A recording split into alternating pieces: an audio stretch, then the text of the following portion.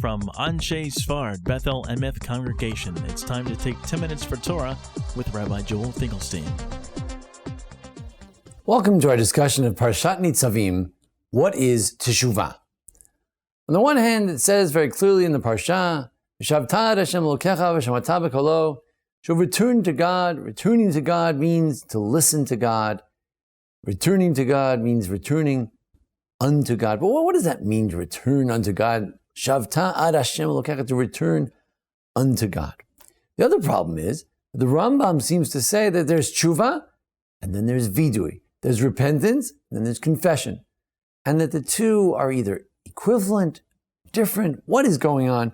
What's the relationship between teshuva and confession? The Avodas HaMelech, one of the major commentaries on the Rambam, Maimonides, he says that their teshuva and vidui theoretically could be considered two totally different things. There's repentance and there's confession. Confession is a formal act through which one can achieve atonement. On the Day of Atonement, on Yom Kippur, we confess constantly. But teshuva is an act in the heart, to decide to go away from the sin, to return unto God. And therefore we find in the Talmud, in the Gemara and Kiddushin, that a person could say, you know, honey, I'd like to marry you on condition that I am a complete Baal Tshuva, a complete repentant person.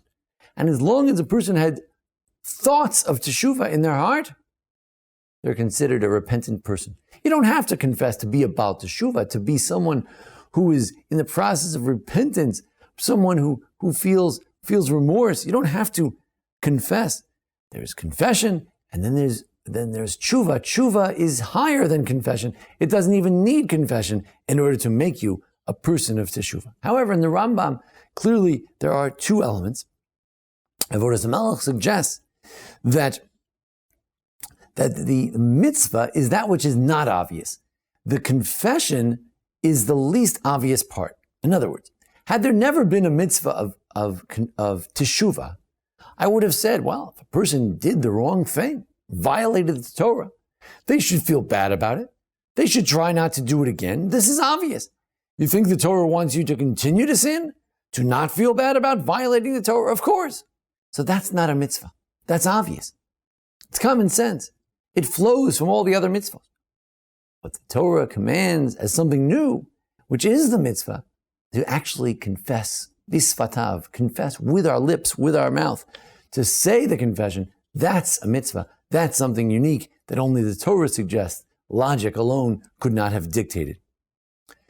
The Rambam might suggest, based on Rabbi Soloveitchik, another distinction between the confession and the tshuva itself.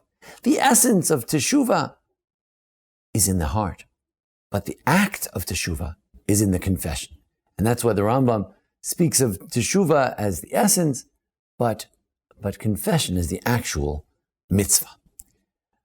Moving along to sort of the mystical realm, the Sfas Emes, the great second Ger Rabbi, he said, what does it mean to return unto God? What does that mean? Well, there's a concept, metaphoric as it may be, that God has a throne. And on that throne is the face of Jacob. Jacob is the face of every Jew. Every Jew is supposed to be a resting place where God could theoretically rest his presence. But sometimes we deface our face that's supposed to be on the divine throne. We deface our face. And therefore, we're not worthy of it. To return to God means to be worthy of having our face on God's throne, of being worthy of being with God again. You return to God, sins keep us away from God, confession and teshuva bring us to a place where we can be close to God. God can rest with us. Return to God, return to a place where you won't be ashamed to be with God. Return to a place where God won't feel like, what are you doing here? That's what it means, tikkun. To fix, a tikkun, a fixing of our rightful place in the world, namely as a resting place for divine presence. Sfas Emes in a different year said it differently.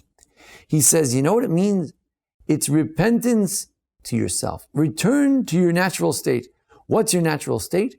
We are sent here for a shlichut.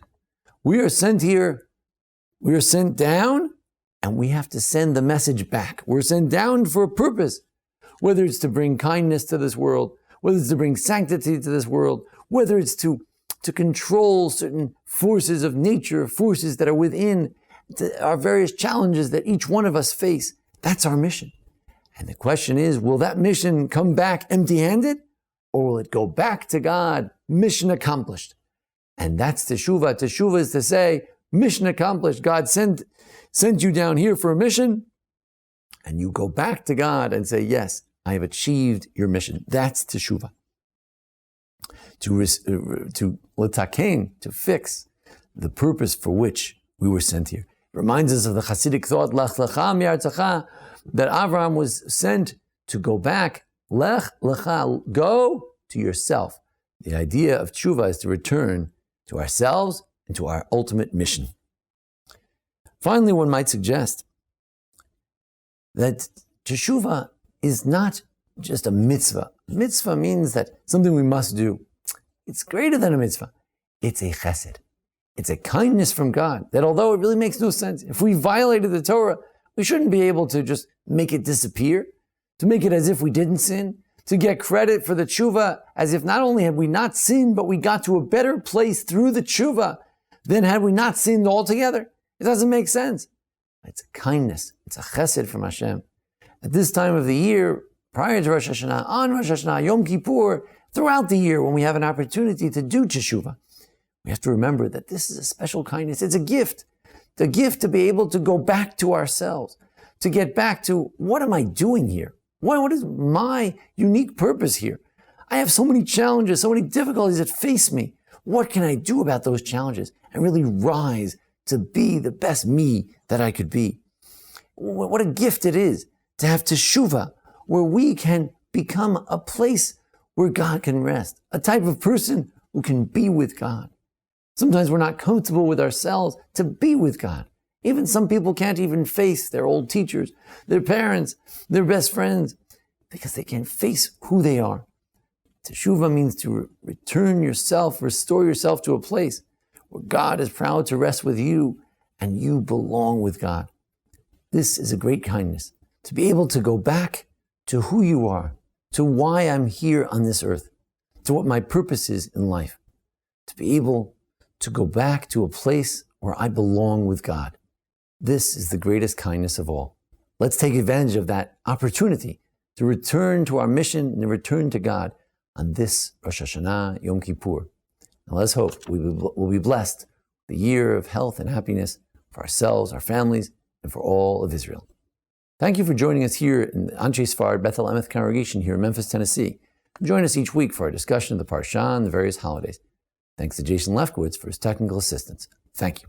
This has been 10 Minutes for Torah with Rabbi Joel Finkelstein. To learn more, visit ASBEE.org.